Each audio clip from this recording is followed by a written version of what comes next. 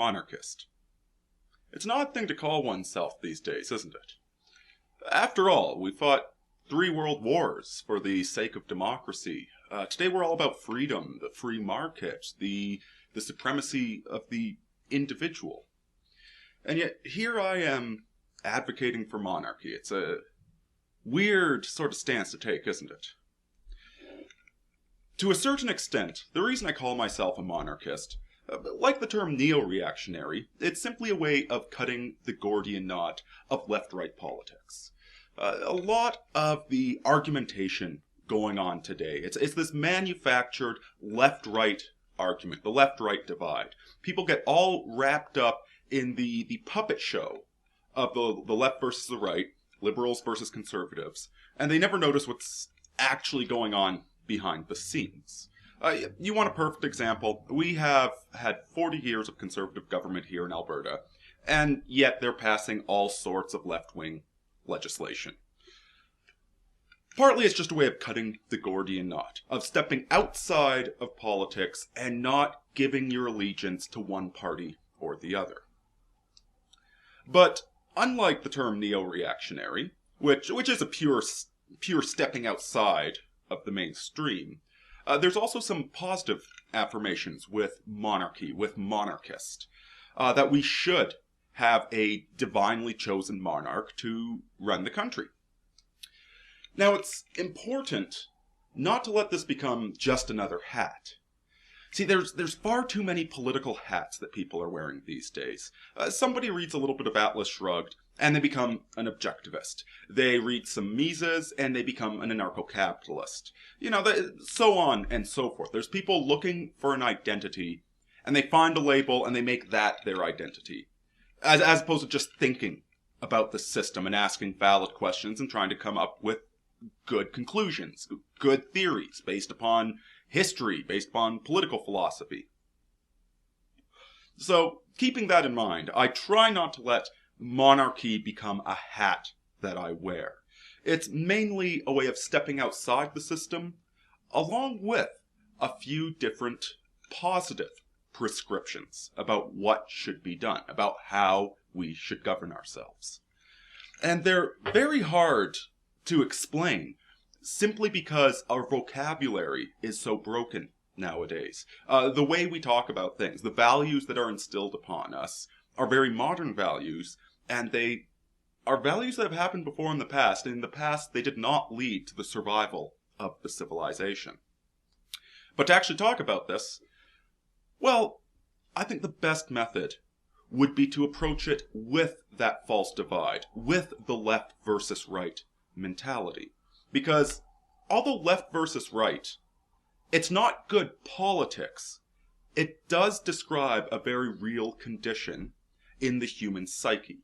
That psychologically some people are liberal and some people are conservative. And it's been the liberals controlling this dialogue for the past 60 years in the West, if not longer. So to get let's start to define this divide. Let's start with one of our enemies, a truth-hating Marxist, Erich Fromm. Erich Fromm was one of the intellectuals in the open conspiracy to take over the West, known as the Frankfurt School of Cultural Marxism. And if you haven't heard of them before, do your research on these guys. The Frankfurt School, the original school of Marxism was that it was going to be an economic war between the exploited proletariat and the exploiting capitalists or landowners. And that never came to fruition. What Marx was looking at was a short-term imbalance in the economy, where all of a sudden a huge amount of power went towards the capitalists thanks to the industrialization of Britain. And this disenfranchised a lot of people. It hurt a lot of people economically, turned them into a step above slaves. But that corrected itself. Eventually you did get the union movement, and you did get forward-thinking capitalists. Allegedly, Henry Ford was one of these guys who paid his workers well enough that they could buy his cars. It fixed itself.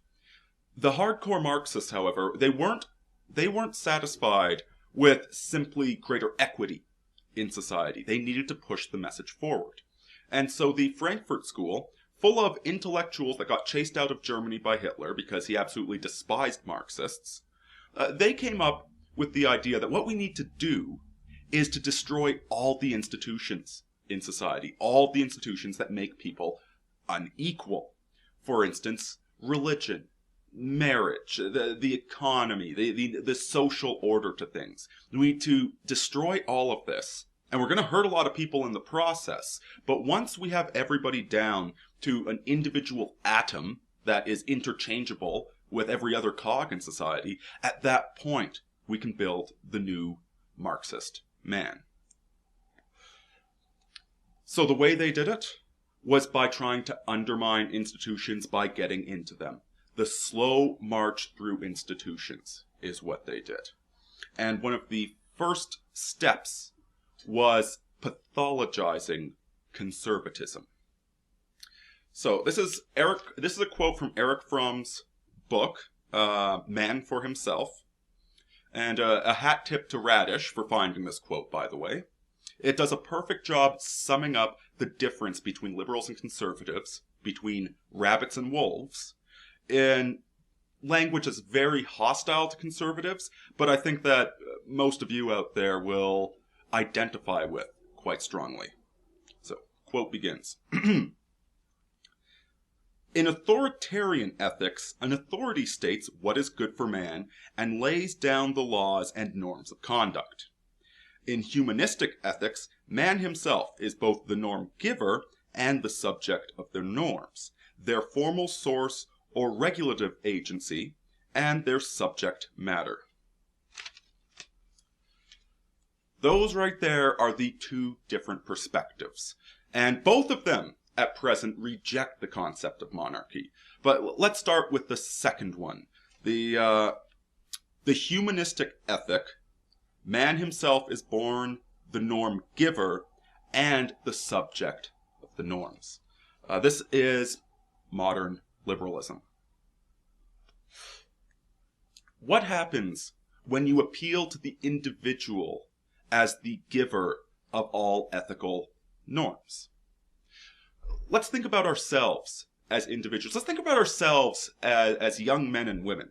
When we were 15 or 20, we didn't know anything about the world, and we were desperate for guidance.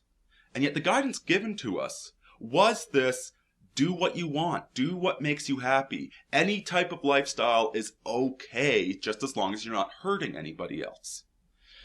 And yet the guidance we need is, how do I not hurt myself? How do I make wise decisions to make sure I end up where I want to be? The whole manosphere phenomenon is basically a group of Gen X men who have looked at all the mistakes that we've made in our lives and wish that we'd had somebody to guide us through those without making those mistakes. You know, it starts with the sex, that nice guys finish last, and we all got raised to be nice guys.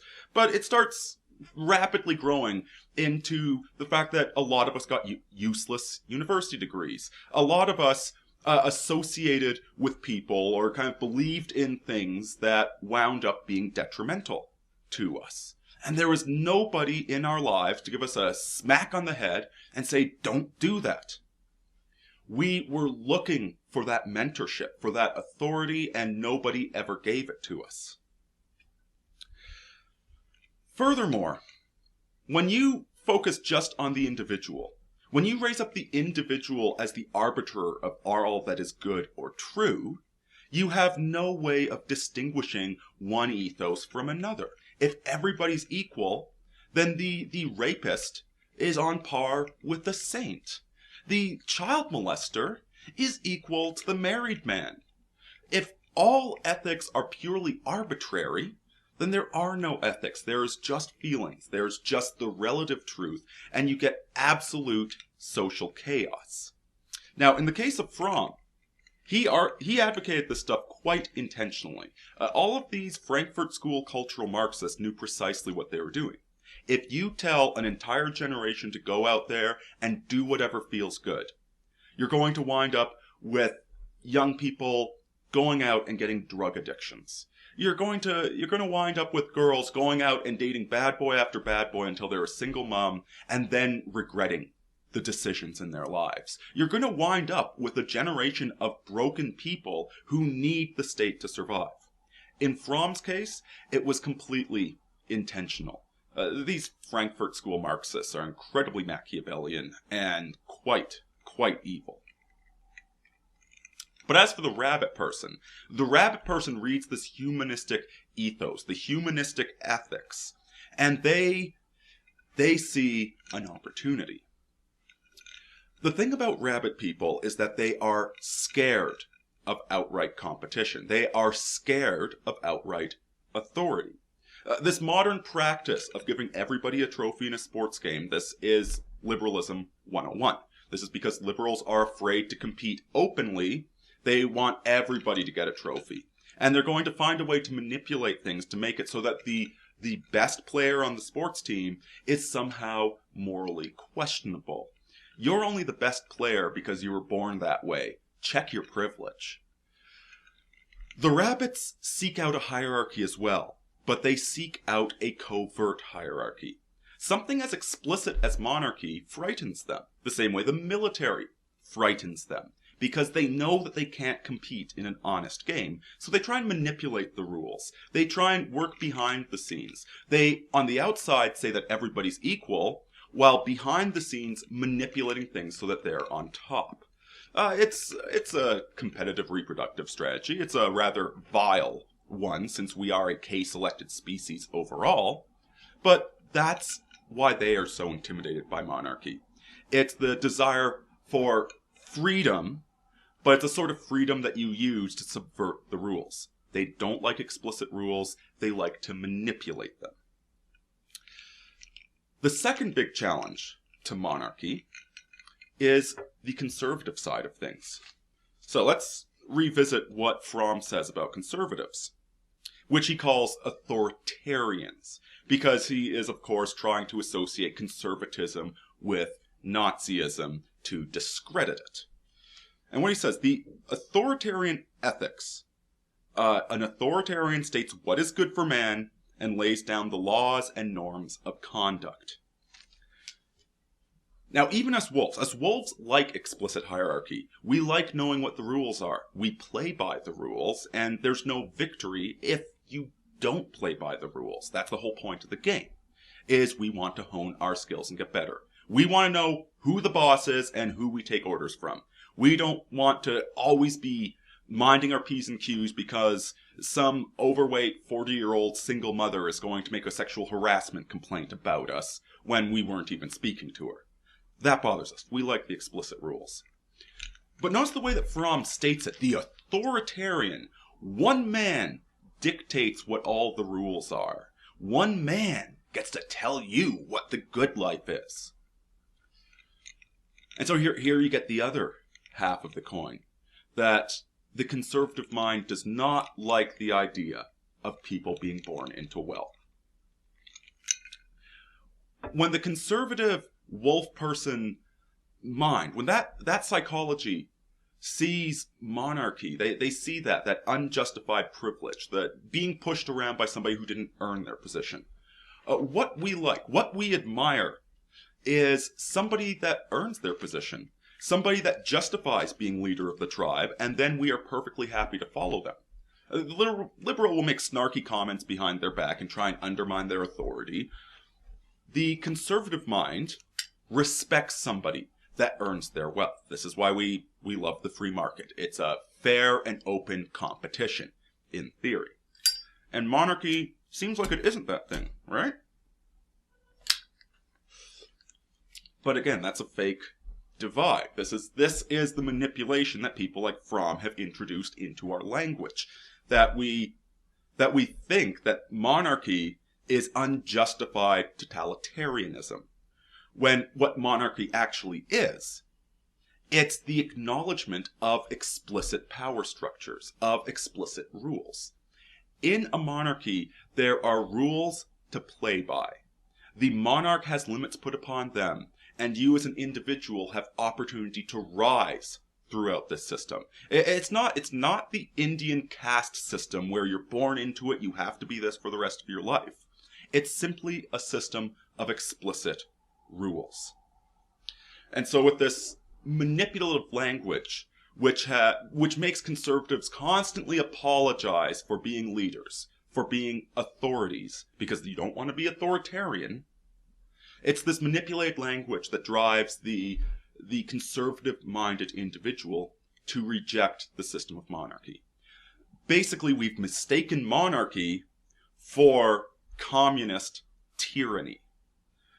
The leftists, with their occult hierarchy, create the authoritarianism, except the language has been manipulated, so you conflate authoritarianism with the right.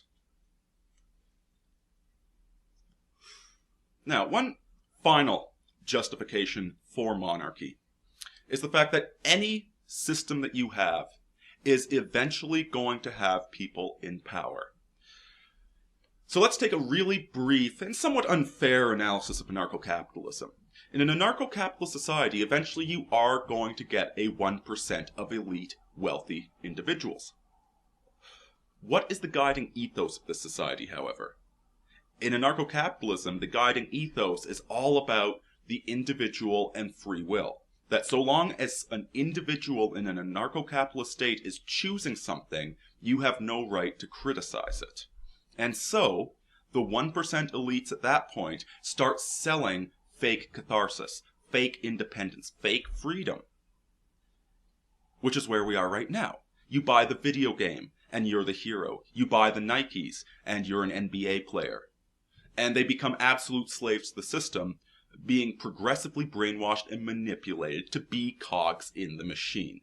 You get an irresponsible elite when you have anarcho-capitalism, because the foundational myth is the primacy of the individual. With monarchy, on the other hand, it's an upward pull. Rather than the downward pull of the individual as sacrosanct, you have an upward pull to create the best possible society ever. What is the monarch supposed to do? If the monarch's chosen by God, the monarch needs to be godly. So even if, in a monarchy, you have a bad monarch, you have a sociopath, well, on a purely economic scale, they have everything they want. So there's really no need to exploit everybody, because you can only sleep with so many concubines in a day, you can only play so many video games. But more to the point, is that the underlying ethos of this society is that the nobility sets an example for the peasants. And even if the nobility is actually a bunch of psychopaths, they are going to pretend not to be. Somebody once said, comment on my blog, that monarchy is a very primitive form of government. I agree, and we are a very primitive people. Trying to design a system that only works for saints is going to result in absolute monstrosity. Whereas something like monarchy, it accepts the broken nature of man. How the vast majority of people are selfish, are cruel, are short-sighted, and it creates a system that pulls them into being something better than themselves. And rather than being worried about their material well-being, which leads to slavish consumerism, it worries about their spiritual well-being. The foundation of the government is trying to be godly. Whether or not you believe in God, it's a good thing to try and pursue. And so that trickles down from the very top. Right now, we have trickle-down economic prosperity, which is why everybody in the ghetto probably makes more money than I do. But we don't have trickle-down spirituality, value in the self, and an explicit hierarchy that allows one to climb the ladder without finding that the ladder secretly leads to a pit. Why monarchy? Because it's good for the human soul. Aurini out, folks.